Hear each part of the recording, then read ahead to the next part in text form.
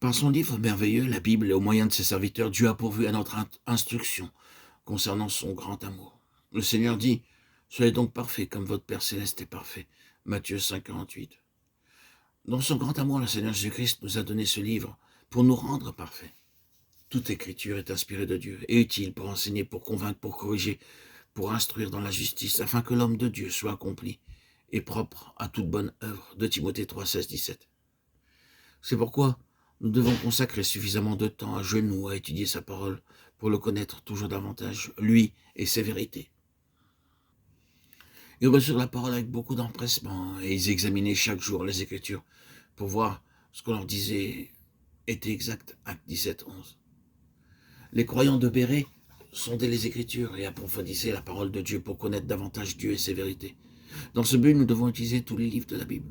Puis, il leur dit, c'est là ce que je vous disais lorsque j'étais encore avec vous, qu'il fallait que s'accomplisse tout ce qui est écrit de moi, dans la loi de Moïse, dans les prophètes et dans les psaumes.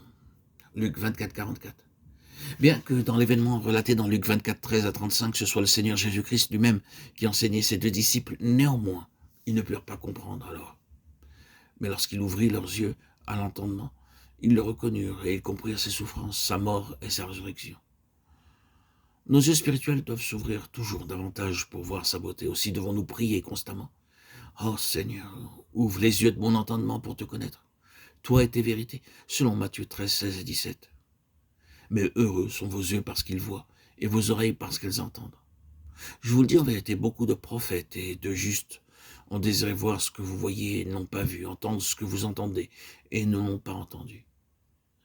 Mais cela requiert la foi, l'humilité et la diligence. Ainsi, nous découvrons quel grand sauveur nous avons. Au chapitre 2 des Hébreux, l'apôtre écrit au sujet du dessein élevé que le Seigneur a eu en vue en nous sauvant et de la haute vocation à laquelle il nous a appelés. Mais si nous n'y prenons pas garde, nous ressemblons à un récipient qui fuit.